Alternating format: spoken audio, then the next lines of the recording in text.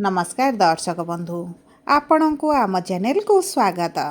आजिर कार्यक्रमटी समस्त मेष राशि व्यक्ति विशेषों बहुत अधिक गुरुत्वपूर्ण रही कारण यही कार्यक्रम आम आलोचना करवा गुरुंकर यही गुरु पूर्णिमा दिन बा पंडु पूर्णिमा दिन होइथिबा राशि परिवर्तन एवं आज 6 डिसेम्बर रे बुधंकर राशि परिवर्तन आपणक जीवन में किभଳି परिवर्तन आणिबे कारण बुध आपणकर अष्टम गृह को गोचर करिवे एवं कुंडलीर षष्ठ अष्टम एवं द्वादश गृह को शुभ बोली मना जाएनी।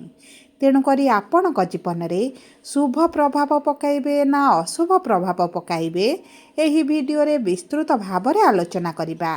सेतिपाई आपणकर जदि मेष राशि होइथाए आम सह वीडियोर शेष पर्यंत जोड़ी होई रुहंतु एवं आपणकर व्यस्त बहुल समय मध्यरु मात्र 10 मिनिट समय आपण निज पाई दियंतु एवं जानतु एही डिसेम्बर मास 6 तारिख परठारु आपणक जीवन में कौन कौन घटिबा पाई जाउछि एवं ता सहित जानिबे आपणकर अशुभत्व को दूर करिबा पाई किछिटा सहज एवं चमत्कारी उपाय जहाँ आपणकर आगामी दिन गुड़िकरे अशुभत्व को दूर करी शुभाशुभ फल को द्विगुणित करिब। किंतु वीडियोटी आरंभ करने पूर्वरु जदि आपणकर भी मेष राशि होइथाए एवं आपण भी ईश्वर को आंतरिक भक्ति एवं विश्वास करती तेबे वीडियोटी को लाइक करंतु कमेंट बॉक्स रे जय जगन्नाथ जय माँ लक्ष्मी अवश्य लिखि दियंतु। ता सहित आम सह जोगाजोग करिबा पई वीडियोर मध्य भाग एक व्हाट्सएप नंबर टी दिया जाइछि जो नंबर साहाय्य आपण आम सह जोगाजोग करी निजर नूतन कुंडली प्रस्तुत करि परिबे कुंडली विश्लेषण कराई परिबे किंबा आपणकर चाकरी विवाह व्यवसाय प्रेम संपर्क शिक्षा स्वास्थ्य को नहीं जदि किछि समस्या रहिछि ताहार सहजरे एवं स्वल्प मूल्य रे समाधान करि परिबे। सेतिपाई आपण आम सह वीडियोर शेष पर्यंत जोड़ी होई रुहंतु एवं व्हाट्सएप नंबर माध्यम रे आम सह जोगाजोग करंतु। एबे आसंतु कार्यक्रमटी को आगको बढ़ाइबा एवं जानिबा एही 6 तारिख परठारु आपणक जीवन में कौन सब घटिबा पाई जाउछि। देखंतु सर्वप्रथम जानिबा आपणक कर्मक्षेत्र उपरे किभଳି प्रभाव पड़िबो।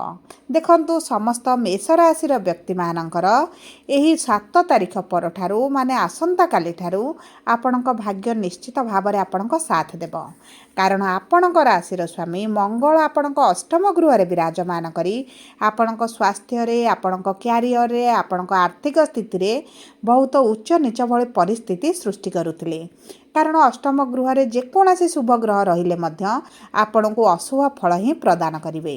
तेणुकरी आपणकर एही 7 तारिख दिन मंगल आसिबे भाग्यर गृह को आपणक राशिर स्वामी होई भाग्यर गृह रे विराजमान करिवे माने आपणक भाग्य आपणक साथ देब। एही समय मध्य जदि आपण भाग्य भरोसा रे कोनोसी कार्य करंती आपण को बहुत अधिक शुभाशुभ फल प्राप्ति हेबो।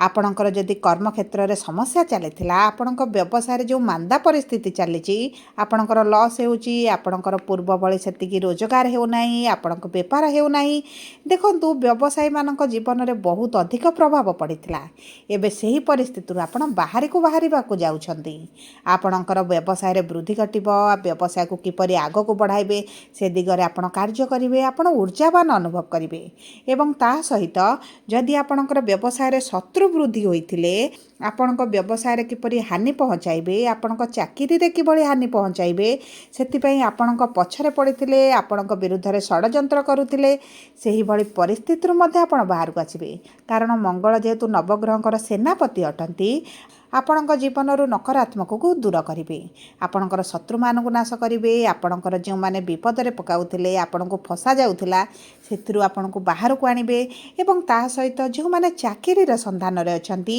चाकरी प्राप्ति होई पारु नथिला व्यवसाय आरंभ करि पारु नथिले अर्थर समस्या रहितिला सेही सब क्षेत्र रे आपण परिवर्तन देखिबे। ता सहित जदि आमे देखिबा आपणकर आर्थिक क्षेत्र को तेबे देखंतु अर्थर गृहर स्वामी हेउचंती शुक्र शुक्र मध्य आपणकर 20 तारिख दिन भाग्यर गृह को गोचर करेंगे तेणुक आपणकर अर्थ को नहीं जो समस्या रही 20 ଡିସେମ୍ବର ପରଠାରୁ ଆପଣଙ୍କର ଆର୍ଥିକ ସ୍ଥିତିରେ ବଡ଼ ପରିବର୍ତ୍ତନ ଆସିବ ଏବଂ ଏହି 2026 ଆପଣଙ୍କର ରାଶି ପାଇଁ ବହୁତ ଅଧିକ ଶୁଭଦାୟକ ରହିବ।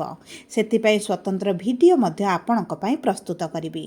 ଦେଖନ୍ତୁ, ଶୁକ୍ର ଯେତେବେଳେ ଆପଣଙ୍କର ଭାଗ୍ୟର ଗୃହରେ ରହିବେ, ଅର୍ଥର ଗୃହକୁ ଦୃଷ୍ଟି ଦେବେ, ଆପଣ ସେହି ସମୟରେ ଆପଣଙ୍କ ଆର୍ଥିକ କ୍ଷେତ୍ରରେ ଯେଉଁ କରଜ, ଋଣ, ଲୋନ୍ ବଢ଼ିଯାଇଛି ସେସବୁ ଆପଣଙ୍କର ଦୂର ହୋଇଯିବ। ଆପଣଙ୍କୁ କୌଣସି ନା କୌଣସି ସ୍ରୋତରୁ ଅର୍ଥ ପ୍ରାପ୍ତି ହେବ, ଆପଣଙ୍କ ରୋଜଗାର ବଢ଼ିଯିବ ଏବଂ ଆପଣଙ୍କର ଅର୍ଥ ଯଦି କେଉଁଠି ଫସି ରହିଥିଲା ତାହା ମଧ୍ୟ ଆପଣଙ୍କୁ ପ୍ରାପ୍ତ ହେବ। ଦେଖନ୍ତୁ, ଆପଣ ନିଶ୍ଚିତ ଭାବରେ ଆର୍ଥିକ କ୍ଷେତ୍ରରେ ଶୁଭ ପରିବର୍ତ୍ତନ ଦେଖିବେ। କିନ୍ତୁ ଶନିଙ୍କର 7.5 ଯେହେତୁ ଚାଲିଛି, ଶନି ଆପଣଙ୍କର ଦ୍ୱାଦଶ ଗୃହରେ ଅଛନ୍ତି, ଆପଣଙ୍କର ଖର୍ଚ୍ଚ ମଧ୍ୟ ବଢ଼ିଯିବ। ଆପଣ ଏହି ସମୟ ମଧ୍ୟରେ ଯଦି ଅର୍ଥକୁ ସଠିକ୍ ଭାବରେ ବିନିଯୋଗ କରିଦିଅନ୍ତି ତେବେ ଆପଣଙ୍କ ପାଇଁ ଏହା ବହୁତ ଅଧିକ ଶୁଭଦାୟକ ରହିବ। ନଚେତ୍ ଆପଣଙ୍କର ଅଯଥା ଖର୍ଚ୍ଚ ବଢ଼ିବ, ମେଡ଼ିକାଲରେ ଖର୍ଚ୍ଚ ବଢ଼ିପାରେ। ସେଥିପ୍ରତି ଆପଣଙ୍କୁ ଦୃଷ୍ଟି ଦେବାକୁ ପଡ଼ିବ। ଏବେ ଆସନ୍ତୁ ଜାଣିବା କିପରି ରହିବ ଆପଣଙ୍କର ବୈବାହିକ ସମ୍ପର୍କ ଏବଂ ବିବାହର ଯୁଗ। ଦେଖନ୍ତୁ, ଆପଣଙ୍କ ବିବାହର ଗୃହର ସ୍ୱାମୀ ହେଉଛନ୍ତି ଶୁକ୍ର। 20 ଡିସେମ୍ବର ପରେ ଆପଣଙ୍କ ବିବାହ ପାଇଁ ବହୁତ ଅଧିକ ଶୁଭାଶୁଭ ସମୟ ରହୁଛି। ଯେଉଁ ମେଷ ରାଶିର ବ୍ୟକ୍ତିମାନେ ବିବାହର ଯୋଜନାରେ ରହିଛନ୍ତି, ବିବାହ ପାଇଁ ଚେଷ୍ଟା କରୁଛନ୍ତି, ବିବାହ ମନପସନ୍ଦର ପ୍ରସ୍ତାବ ଆସୁନାହିଁ, ତେବେ ଆପଣଙ୍କର ଏହିସବୁ ସମସ୍ୟା ଦୂର ହୋଇଯିବ। ଆପଣଙ୍କର ମନପସନ୍ଦର ପ୍ରସ୍ତାବ ଆସିବ, ଆପଣଙ୍କର ବିବାହ ମଧ୍ୟ ହୋଇଯିବ। ତାହା ସହିତ ଯଦି ଆମେ ଆପଣଙ୍କ ବୈବାହିକ ସମ୍ପର୍କକୁ ଦେଖିବା ତେବେ ମଧ୍ୟ ଆପଣଙ୍କ ବୈବାହିକ ସମ୍ପର୍କରେ ବହୁତ ଅଧିକ ଶୁଭ ସମୟ ରହିବ। ଆପଣଙ୍କ ସାଥୀଙ୍କ ସହିତ ଆପଣ ବହୁତ ଅଧିକ ସମୟ ଅତିବାହିତ କରିବେ। ଆପଣଙ୍କ ପରିବାର, ଆପଣଙ୍କ ସମ୍ପର୍କ ମଧ୍ୟରେ ଯେଉଁ ତୃତୀୟ ଲୋକଙ୍କ ହସ୍ତକ୍ଷେପ ରହୁଥିଲା ତାହା ଦୂର ହୋଇଯିବ। ଆପଣଙ୍କ ସାଥୀଙ୍କ ଠାରୁ କିଛି ଗିଫ୍ଟ ପାଇପାରନ୍ତି, କୌଣସି ସ୍ଥାନକୁ ବୁଲିବାକୁ ଯାଇପାରନ୍ତି। ଦେଖନ୍ତୁ, ଆପଣଙ୍କ ବୈବାହିକ ସମ୍ପର୍କରେ ଦାମ୍ପତ୍ୟ ଜୀବନରେ ବହୁତ ଅଧିକ ଶୁଭ ପରିବର୍ତ୍ତନ ଆସିବ ଏବଂ ଆପଣଙ୍କର ଯେଉଁ ଅଭିଳାଷ ଆଶା ରହିଛି ତାହା ମଧ୍ୟ ଧୀରେ ଧୀରେ ପୂରଣ ହେବା ଆରମ୍ଭ କରିବ। ଏବେ ଆସନ୍ତୁ ଜାଣିବା କିପରି ରହିବ ଆପଣଙ୍କର ଶିକ୍ଷା ଏବଂ ସନ୍ତାନର ଯୁଗ। ଦେଖନ୍ତୁ, କେତୁ ଆପଣଙ୍କ ପଞ୍ଚମ ଗୃହରେ ବିରାଜମାନ କରିଛନ୍ତି। ସେଥିପାଇଁ ଆପଣଙ୍କର ଶିକ୍ଷା କ୍ଷେତ୍ରରେ ଏତେଟା ମନ ଲାଗୁନଥିବ, ଶିକ୍ଷା କ୍ଷେତ୍ରରେ ଆପଣଙ୍କୁ ଶୁଭ ଫଳ ପ୍ରାପ୍ତି ହେଉନଥିବ ଏବଂ ଶିକ୍ଷା କ୍ଷେତ୍ରରେ ଆପଣଙ୍କୁ ଯେତିକି ରେଜଲ୍ଟ ମିଳିବା କଥା ପରିଶ୍ରମ ଅନୁଯାୟୀ ତାହା ମଧ୍ୟ ଆପଣଙ୍କୁ ପ୍ରାପ୍ତ ହେଉନଥିବ। କିନ୍ତୁ ଯଦି ଆପଣଙ୍କ କୁଣ୍ଡଳୀରେ କେତୁ ଭଲ ସ୍ଥିତିରେ ଥିବେ ତେବେ ଆପଣଙ୍କ ଶିକ୍ଷା କ୍ଷେତ୍ରରେ ଆପଣଙ୍କୁ ଆକାଶ ଛୁଆଁ ସଫଳତା ପ୍ରାପ୍ତି ହେବ। ଆପଣ ଯଦି ସରକାରୀ ଚାକିରି ପାଇଁ ଚେଷ୍ଟା କରୁଛନ୍ତି ତେବେ ଆପଣଙ୍କ ପାଇଁ ଅତି ଉତ୍ତମ ସମୟ ରହିବ। ଯେଉଁ ବ୍ୟକ୍ତିମାନେ ସନ୍ତାନ ପ୍ରାପ୍ତି ପାଇଁ ଚେଷ୍ଟା କରୁଥିଲେ ଏବଂ ସନ୍ତାନ ପ୍ରାପ୍ତିରେ ସମସ୍ୟା ଦେଖୁଥିଲେ ତେବେ ଆପଣଙ୍କର ଚିନ୍ତା କରିବାର କୌଣସି ଆବଶ୍ୟକତା ନାହିଁ, କାରଣ ସନ୍ତାନ ପ୍ରାପ୍ତି ପାଇଁ ଆପଣଙ୍କର ବହୁତ ଭଲ ସମୟ ଆସୁଛି ଏବଂ ଏହି 2026ରେ ମେଷ ରାଶିର ବ୍ୟକ୍ତିମାନଙ୍କର ସନ୍ତାନ ପ୍ରାପ୍ତି ପାଇଁ ବହୁତ ଭଲ ଯୋଗ ମଧ୍ୟ ବନୁଛି। ଏବେ ଆସନ୍ତୁ ଜାଣିବା କିପରି ରହିବ ଆପଣଙ୍କର ସ୍ୱାସ୍ଥ୍ୟ। ଦେଖନ୍ତୁ, ଆପଣଙ୍କର ସ୍ୱାସ୍ଥ୍ୟ କୁଣ୍ଡଳୀର ପ୍ରଥମ ଗୃହରୁ ଜଣାପଡ଼େ ଏବଂ ଆପଣଙ୍କର ରାଶିର ସ୍ୱାମୀ ଯେହେତୁ ଅଷ୍ଟମ ଗୃହରେ ବସିଥିଲେ, ଆପଣଙ୍କର ସ୍ୱାସ୍ଥ୍ୟରେ ବିଭିନ୍ନ ପ୍ରକାର ସମସ୍ୟା ବଢ଼ିଯାଇଥିଲା। ଆପଣଙ୍କର ଋତୁକାଳୀନ ସମସ୍ୟା ହେଉ, ଆପଣଙ୍କର ପରିସ୍ରାଜନିତ ସମସ୍ୟା ହେଉ, ପେଟରେ କିଛି ଗ୍ୟାସ୍, ଡାଇଜେସନରେ ସମସ୍ୟା ହେଉ, ଦେଖନ୍ତୁ ଚର୍ମଜନିତ ସମସ୍ୟା ମଧ୍ୟ ଆପଣଙ୍କର ଦେଖାଯାଇଥିବ। କିନ୍ତୁ ଏହି 7 ତାରିଖ ପରଠାରୁ ଆପଣଙ୍କର ସେହି ସମସ୍ୟା ଗୁଡ଼ିକ ଦୂର ହେବା ଆରମ୍ଭ ହେବ।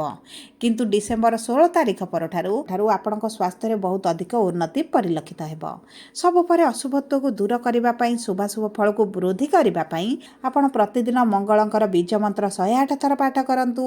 ତା ସହିତ ହନୁମାନ ଚାଳିଶା ପ୍ରତିଦିନ ପ୍ରାତଃ ସମୟରେ ଜପ କରନ୍ତୁ ଏବଂ ଶନିଙ୍କର 7.5 ଚାଲିଥିବାରୁ ଆପଣ ପ୍ରତିଦିନ ଶନିଙ୍କର ବୀଜ ମନ୍ତ୍ର 108 ଥର ପାଠ କରନ୍ତୁ। ସୂର୍ଯ୍ୟଙ୍କୁ ପ୍ରାତଃ ସମୟରେ ତମ୍ବା ପାତ୍ରରେ ଜଳ ଅର୍ପଣ କରନ୍ତୁ। ଏହା ଆପଣଙ୍କ ପାଇଁ ବହୁତ ଅଧିକ ଶୁଭଦାୟକ ରହିବ। ଯଦି ଆପଣଙ୍କର ମେଷ ରାଶି ହୋଇଥାଏ, ଭିଡ଼ିଓଟି କିଭଳି ଲାଗିଲା କମେଣ୍ଟ ବକ୍ସରେ ଲେଖି ଜଣାନ୍ତୁ। ଯଦି ଆପଣଙ୍କ ପ୍ରିୟଜନଙ୍କର ମେଷ ରାଶି ହୋଇଥାଏ, ଭିଡ଼ିଓଟି ତାଙ୍କ ସହ ସେୟାର କରନ୍ତୁ। ଯଦି ପ୍ରଥମ ଥର ଆମ ଚ୍ୟାନେଲକୁ ଆସିଛନ୍ତି, ଚ୍ୟାନେଲଟିକୁ ସବସ୍କ୍ରାଇବ୍ କରନ୍ତୁ। ପାଖରେ ଥିବା ବେଲ୍ ଆଇକନକୁ ପ୍ରେସ୍ କରନ୍ତୁ। ଧନ୍ୟବାଦ।